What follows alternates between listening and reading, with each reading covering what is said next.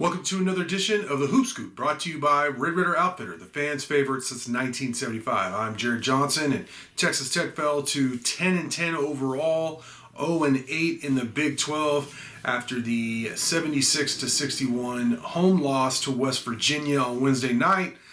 I was there.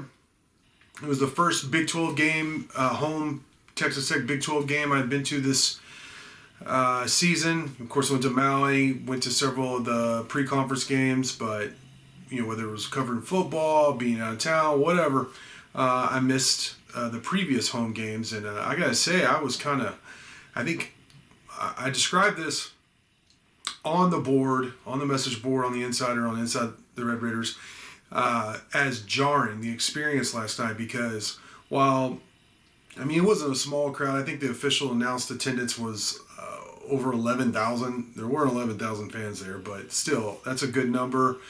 The fans that were there were loud and engaged for most of the game until the end, when the fans were piling out and it was obvious Tech was going to lose, in the final minutes.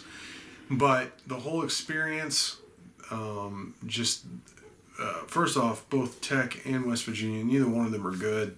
Two of the worst teams.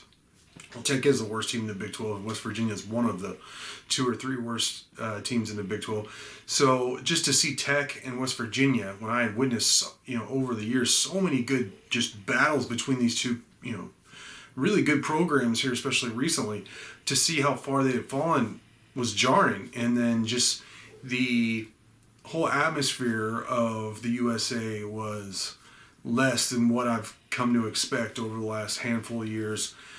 Even just last year, earlier this season, it was jarring. It was, how did this happen so fast?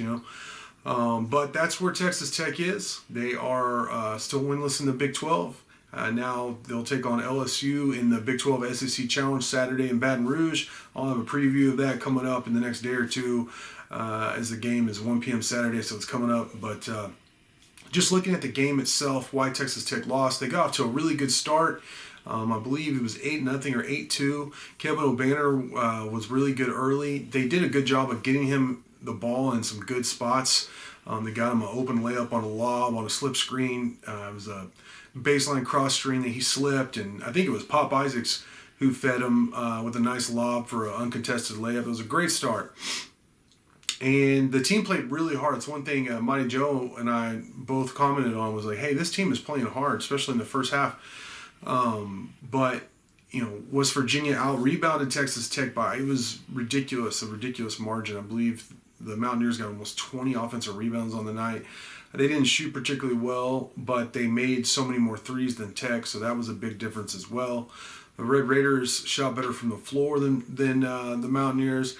They didn't. I think they only turned the ball over 13 or 14 times, so they did good in those areas. But defense wasn't great. Rebounding was atrocious, and they couldn't knock down open shots, open 3-pointers.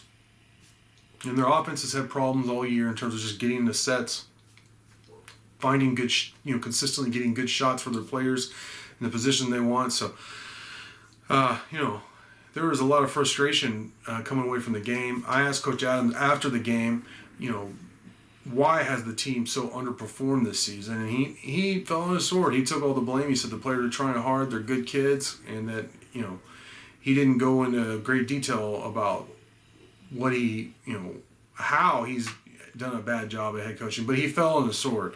He took all the blame, and I'm not sure I heard him say that. I've heard some little comments here or there, but take the whole blame for, let's face it, a really disappointing season so far. That was the first time I heard that. So, I don't, based on Fardaz Amac, he was out. He re-injured his foot. I don't know if and when we'll see him again. Papa Isaacs came down, on a West Virginia player's foot on a jump shot. That's a big loss. You lose those 2 guys. Those are 2 starters to a team that's already been struggling. That's some real adversity. So, somehow, some way, this team's going to have to find a way to respond. Maybe if they could find a way to win in Baton Rouge, that could spur them on, but it's hard to see right now. But hey, maybe it'll happen. Again, sometimes just getting out of just this Big 12 play, playing a different kind of opponent, a new opponent, maybe that will help Texas Tech. But for now, I want to thank you for watching, and until next time.